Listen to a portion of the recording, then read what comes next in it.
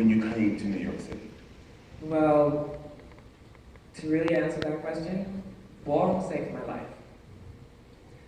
Because of ballroom, I am the woman sitting before you today.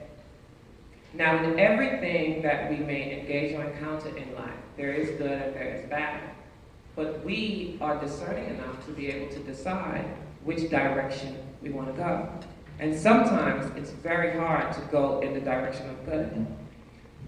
It was 1999, and I was downtown Baltimore, and I was looking for a space where I could belong. I didn't know anything. I was sneaking out of my Caribbean mother's house and going downtown to this Lambda legal kind of space. I think they called it Lambda or something like that. And I didn't feel like I belonged there. So I was, of course, walking through the streets. I'm a young person, I'm cruising. And What's cruising? let me put it this way, I'm sliding to the right. On everything I see, okay? And I met this young man, and I was very much thrilled. I had never dated anyone, nothing, just, it was my first time, and he had all of the words I needed to hear, like,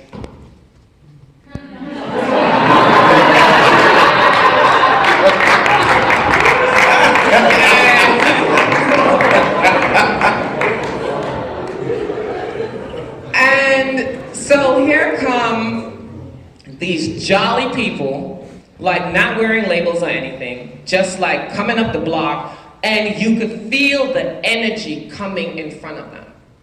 The energy of confidence, the energy of family, the energy of love. And unless you don't have it, you really don't know what to look for, because sometimes we take it for granted. But as I saw them coming up the block, it was like a distraction. And I was like, but wait, in my head, being West Indian, you know, we from Tobago, we're like, what the hell are you so happy about? You ain't got nothing to be happy about. You out here, you gay, you black. What are you gonna be happy about? But they were so happy. And they walked up to me, and one of them who is, well, none of them are with us anymore. So it was Shatira Revlon and Tiffany Revlon, with some others. And Tiffany walked up to me and she said, "You're gonna be my twin." And Shatira looked at me and she said, "Bitch, you got face." And I was looking everywhere because I couldn't believe they were speaking to me. And then Tiffany took my hand and she said, "You're not gonna date him. Come with us." And I was like, what? I'm like, girl, I can see everything. Come on, let a girl live. You know, I mean, look.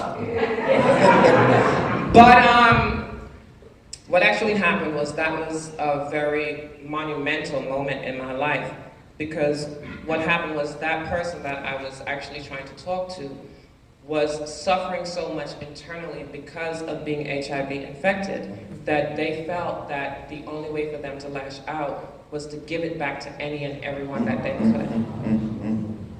So when Tiffany took my hand that day, she led me away from that. And I was very skeptical and very, you know, still thinking, you know, girl, you blocked, real, you know, there's a chicken somewhere right here. You blocked. And about 2 weeks later, he passed away. And when he passed away, Tiffany looked at me, Shatira, they both were like, "This is why we did that to you that night.